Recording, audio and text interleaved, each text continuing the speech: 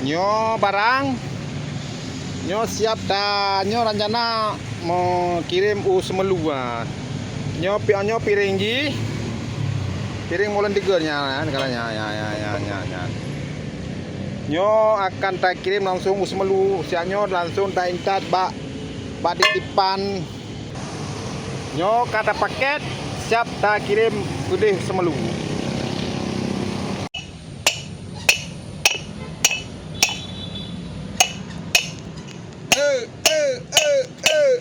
Kita nih bang, wih. Kita ini, tapi bahasa Aceh benar juga. Jut bang, jut. Bang, gut.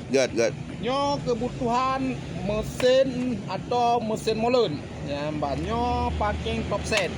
Nah, jadi di perusahaan mbak kamu langsung siap kamu kirim seluruh Indonesia. Ya, akan di seluruh Aceh Indonesia. Ya. Nyo pakai diesel. Pakai diesel ya. Ya, pakai diesel. Oke. Daripada susah-susah turun ke Banda Aceh atau turun ke kota-kota beli alat-alatnya.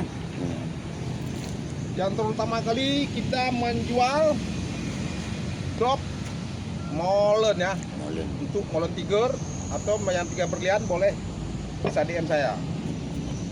Ini dia nih. Nih, perhatikan ya. Banyak ya. Banyak. Ini ring piston.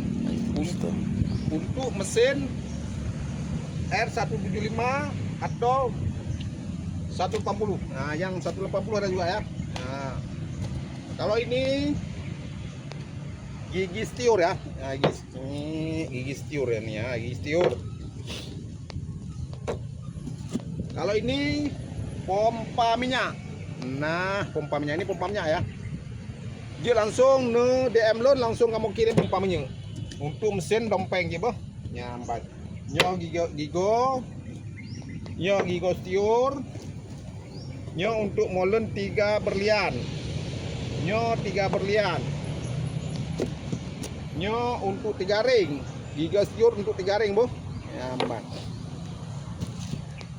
Yang nyo bantalan untuk molen R175 atau 180. Nyo aso nojer kadang-kadang mesin yang kayak damong i lam dangki ji kamati yang kalian kayak pada gantonyo nyamban isi nojer ya nyamban. Nyanyi siap kamu mekan siap kamu kirim seluruh Indonesia nyamban. Yang 4 nano migo nyo gede usmelu ya kalanya nyo ronyo akan yang kirim usmelu sedikit lihat usmelu udah kirim ya mbak yang video ya kalian contoh bukan kaleng-kaleng ya kalian gua kula laga iya ya mbak sih ya nyo siap tak kirim ke usmelu. Nah tak kirim ku sigli 2 usmelu 2 nyambat.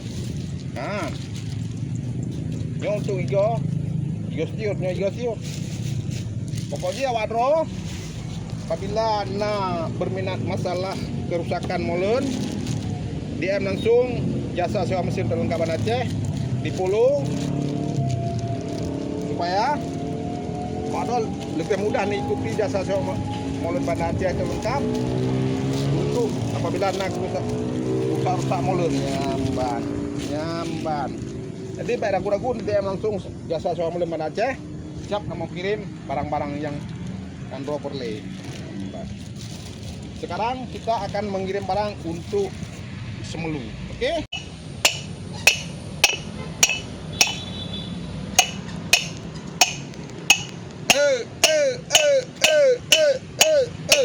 Nah, ini dia tutup dok molen. Oke.